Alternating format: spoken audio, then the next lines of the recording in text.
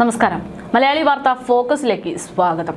മാസപ്പടി വിവാദവുമായി ബന്ധപ്പെട്ട് അന്വേഷണത്തിനെത്തിയ ഇ.ഡി. ഉദ്യോഗസ്ഥരെ ആക്രമിക്കുന്ന സഖാക്കന്മാർ കഴിഞ്ഞ 2 ദിവസമായിട്ട് കേരളം ചർച്ച ചെയ്യുന്നതും ആശങ്കയോടെയും അത്ഭുതത്തോടെയും നോക്കിക്കാണുന്ന ഒരു വിഷയമാണിത്.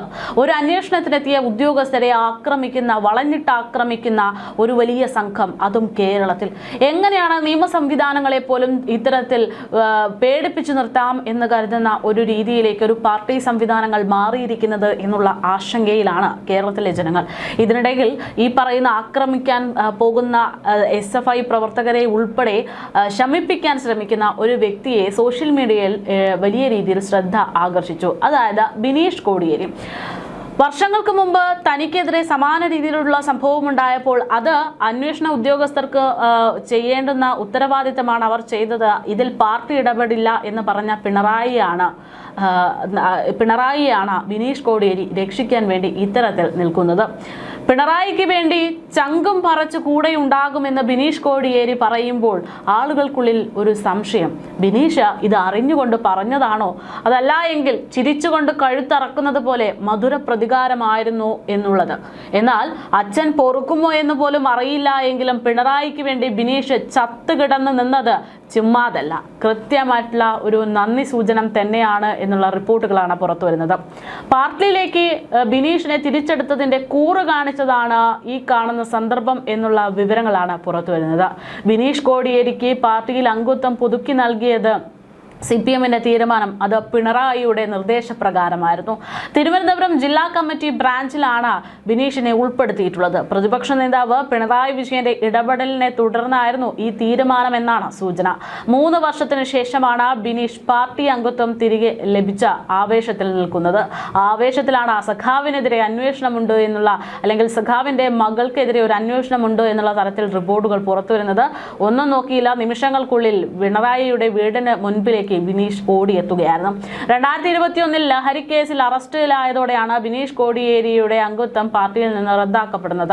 2023 ബിനീഷ് കേസിൽ നിന്ന് പൂർണ്ണമായി കുറ്റവിമുക്തനായിരുന്നു. പിന്നീട് 4 തവണ തിരുവനന്തപുരം ജില്ലാ കമ്മിറ്റിയിൽ അപേക്ഷ നൽകിയെങ്കിലും അംഗത്വം പുതുക്കി നൽകാതിരുന്നത് വളരെ വലിയൊരു വാർത്തയായി നിന്നതാണ്. SFI അംഗമായിരിക്കെയായിരുന്നു ബിനീഷിന് CPM അംഗത്വം ലഭിക്കുന്നത്. കഴിഞ്ഞ 2020 ഒക്ടോബറിലാണ് ബാംഗ്ലൂരുവിൽ മയക്കുമരുന്ന് കേസുമായി ബന്ധപ്പെട്ട സാമ്പത്തിക ഇടപാടുകളിൽ ബിനീഷ് കോടിയേരി എൻഫോഴ്സ്മെന്റ് ഡയറക്ടറേറ്റിന്റെ പിടിയിലായത്. പിന്നാലെ ബിനീഷിന്റെ പ്രാഥമിക അംഗത്വം CPM ഔദ്യോഗികമായി മരവിപ്പിക്കുകയായിരുന്നു. ഇതിനു മുൻപ് 2001 മുതൽ 2020 വരെ തുടർച്ചയായി 2 പതിറ്റാണ്ടോളം ബിനീഷ് പാർട്ടിയിൽ അംഗത്വമുള്ള ആളായിരുന്നു എന്നതൊക്കെ അപ്പോൾ വലിയ രീതിയിൽ ചർച്ചയായി. എന്തായാലും ഇത്തരത്തിൽ പിണറായിയെ തൊട്ടാൽ ഞങ്ങളൊന്നും ചുമ്മാതിരിക്കില്ല എന്ന് പറഞ്ഞുകൊണ്ട് ഒരു ഭീഷണി സന്ദേശം ഇപ്പോൾ കേരള വ്യാപകമായിട്ട് വരുന്നുണ്ട്.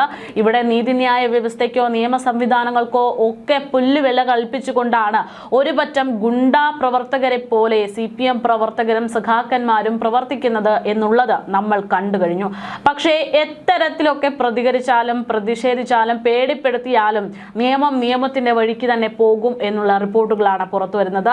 CMRL എക്സാലോജിക് സാമ്പത്തിക ഇടപെടലിന്റെ അന്വേഷണത്തിന്റെ ഭാഗമായിട്ട് മുഖ്യമന്ത്രിയായിരുന്ന പിണറായി വിജയന്റെ, ഇപ്പോഴത്തെ പ്രതിപക്ഷ നേതാവായ പിണറായി വിജയന്റെ മകൾ വീണ വിജയനെതിരെ എപ്പോൾ വേണമെങ്കിലും ഒരു അറസ്റ്റ് ഉണ്ടാകും എന്നുള്ള റിപ്പോർട്ടുകൾ പുറത്തു വരികയാണ്. അതിന് തക്കതാകുന്ന ഈ അന്വേഷണ തെളിവുകൾ ഇപ്പോൾ EDയുടെ കയ്യിലുണ്ട് എന്നുള്ള സൂചനകളാണ് പുറത്തു വരുന്നത്. എന്തായാലും ED അതിവേഗത്തിലാണ് ഇപ്പോൾ നീക്കങ്ങൾ നടത്തുന്നത് എന്നുള്ള സൂചനകൾ പുറത്തു വന്നു കഴിഞ്ഞു. കഴിഞ്ഞ ദിവസങ്ങളിൽ കൊച്ചിയിലും തിരുവനന്തപുരത്തുമായിട്ട് നടന്ന പരമ്പര റെയ്ഡുകളിൽ കേസിൽ ആധാരമായിട്ടുള്ള കള്ളപ്പണ ഇടപാടുകളുടെ നിർണായക തെളിവുകൾ ലഭിച്ചതായാണ് എൻഫോഴ്സ്മെന്റ് ഡയറക്ടറേറ്റ് നൽകുന്ന സൂചന. വീണ വിജയനെ ചോദ്യം ചെയ്യലിനായിട്ട് വിളിച്ചു വരുത്താൻ തക്കമാകുന്ന കൃത്യമായിട്ടുള്ള രേഖകൾ കൈവശമുണ്ട് എന്നുള്ള സൂചനകൾ ED നൽകി കഴിഞ്ഞു. അതുകൊണ്ട് തന്നെ ഇനി കടുത്ത നടപടികൾ വൈകാതെ തന്നെ ഉണ്ടാകുമെന്ന് ഉറപ്പ്. പരിശോധനയിൽ കണ്ടെത്തിയ ഡിജിറ്റൽ തെളിവുകളുടെയും ബാങ്ക് അക്കൗണ്ടുകളുടെയും പ്രാഥമിക വിശകലനം കൊച്ചി സോണൽ ഓഫീസ് പൂർത്തിയാക്കി കഴിഞ്ഞെന്നാണ് സൂചന. ഈ വിവരങ്ങൾ ഉൾപ്പെടുത്തി ഡൽഹിയിലെ ED ഡയറക്ടറേറ്റിന് പ്രത്യേക റിപ്പോർട്ട് അയച്ചു കഴിഞ്ഞു. കേന്ദ്ര ഡയറക്ടറേറ്റിൽ നിന്നുള്ള അന്തിമാനുമതി ലഭിക്കാനുള്ള മുറയ്ക്ക് വീണ വിജയനെ ചോദ്യം ചെയ്യലിനടക്കം ഹാജരാക്കാൻ ആവശ്യപ്പെട്ട് സമൻസ് നൽകാനുള്ള നീക്കങ്ങളും തകൃതിയാണ്. കേവലം ഒരു ചോദ്യം ചെയ്യലിനപ്പുറത്തേക്ക് തെളിവുകൾ നിരത്തി പ്രതിയെ കസ്റ്റഡിയിൽ എടുക്കുന്ന തരത്തിലേക്കായിരിക്കും ചോദ്യം ചെയ്യൽ സാഹചര്യങ്ങൾ നിലവിലത്തെ വാദങ്ങളുടെ അടിസ്ഥാനത്തിലൊക്കെ മുന്നോട്ട് പോകുന്നതെന്നാണ് സൂചനകൾ. മാസപ്പടി കേസിൽ ഇഡി അന്വേഷണത്തിന്റെ വ്യാപ്തി CMRL ഡയറിയിലെ മറ്റു പ്രമുഖരിലേക്കുമൊക്കെ നീളുകയാണ്. കമ്പനിയുടെ ഡയറിയിൽ രേഖപ്പെടുത്തിയിട്ടുള്ള മറ്റ് രാഷ്ട്രീയ ഉദ്യോഗസ്ഥ പ്രമുഖരെ കേന്ദ്രീകരിച്ചിട്ടുള്ള തെളിവ് ശേഖരണവും സമാന്തരമായിട്ട് ആരംഭിച്ചു കഴിഞ്ഞെന്നാണ് വിവരം. ബാങ്ക് വിവരങ്ങളുടെ ശാസ്ത്രീയ പരിശോധന പുരോഗമിക്കുന്നതിനൊപ്പം പിടിച്ചെടുത്ത വീണയുടെ മൊബൈൽ ഫോണുകളും CMRL MD ശശിധരൻ കർത്തയുടെ ലാപ്ടോപ്പും ഉൾപ്പെടെയുള്ള ഡിജിറ്റൽ ഉപകരണങ്ങൾ ഫോറൻസിക് ലാബിലേക്ക് അയച്ചു കഴിഞ്ഞു. ഇതിന്റെ ഫലം കൂടെ പുറത്തു വന്നാൽ കേസിൽ കൂടുതൽ അറസ്റ്റുകൾ ഉണ്ടാകും എന്നത് വ്യക്തമാണ്. അതേസമയം ഇഡിയുടെ ഈ അതിവേഗ നീക്കങ്ങളെ നിയമപരമായി തടയാനാണ് CMRL മാനേജ്മെന്റും നീക്കങ്ങൾ നടത്തുന്നതെന്നാണ് സൂചനകൾ. ഇഡി അന്വേഷണത്തിന്റെ തുടർച്ച തടയണമെന്നും റെയ്ഡ് നടപടികൾ റദ്ദാക്കണമെന്നും ആവശ്യപ്പെട്ട് കമ്പനി ഉടൻ തന്നെ ഹൈക്കോടതിയെ സമീപിച്ചേക്കുമെന്നാണ് സൂചനകൾ.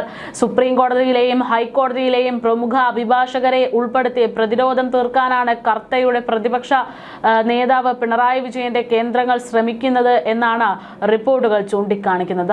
മുൻകൂർ ജാമ്യത്തിനുള്ള സാധ്യതകളും പ്രതിഭാഗം സജീവമായി പരിശോധിച്ചു വരികയാണ്. കേരള രാഷ്ട്രീയത്തെ ഉലച്ച തെരുവ് യുദ്ധത്തിന്റെ നിയമ നടപടികളും സമാന്തരമായിട്ട് ഒരു വശത്ത് തലസ്ഥാനത്തുൾപ്പെടെ പുരോഗമിച്ചു വരികയാണ് എന്നുള്ള വിവരങ്ങളും പുറത്തു വരുന്നുണ്ട്. പിണറായി വിജയന്റെ തിരുവനന്തപുരത്തെ വാടക വസതിയിൽ റെയ്ഡ് പൂർത്തിയാക്കി മടങ്ങിയ ഇഡി സംഘത്തെ ആക്രമിച്ച രീതി, അതിൽ കേസ് അന്വേഷണം ശക്തമായിട്ട് മുന്നോട്ട് പോകുമ്പോൾ CPM അണികളിൽ നിരവധി പേർ കുടുങ്ങിക്കഴിഞ്ഞു. കേസിൽ അറസ്റ്റിലായ 19ഓളം CPM പ്രവർത്തകർ ഇപ്പോൾ ജയിലിലാണ്. പ്രവർത്തകരെ ഇന്ന് കോടതിയിലേക്ക് ഹാജരാക്കി റിമാൻഡ് ചെയ്യും എന്നുള്ള തരത്തിലാണ് റിപ്പോർട്ടുകൾ പുറത്തുവരുന്നത്. പാളയം ലോക്കൽ സെക്രട്ടറി IB ബിനു ഉൾപ്പെടെ 18ഓളം CPM DYFI പ്രവർത്തകരാണ് ഈ ആക്രമണ കേസിൽ ഇതുവരെ പോലീസിന്റെ പിടിയിലായിട്ടുള്ള പ്രതികൾ. ഈ ആക്രമണ കേസ് ഇഡിക്ക് താഴെയുള്ള തങ്ങളുടെ വാദങ്ങൾ ശക്തമാക്കാനുള്ള ആയുധമായി മാറിയിട്ടുണ്ട് എന്നുള്ള രാഷ്ട്രീയ നിഗമനവും പുറത്തുവരുന്നു. പ്രതിപക്ഷ നേതാവിന്റെ മകൾക്കെതിരെയുള്ള അന്വേഷണം രാഷ്ട്രീയവും സ്വാധീനവും കായികബലവും ഉപയോഗിച്ച് അട്ടിമറിക്കാൻ പ്രതിഭാഗം ശ്രമിക്കുന്നു എന്നതിന്റെ തെളിവായി ഈ തെരുവ് ആക്രമണത്തെ ഇഡി കോടതിയിൽ ഉയർത്തിക്കാട്ടാനുള്ള സാധ്യതയുമുണ്ട്.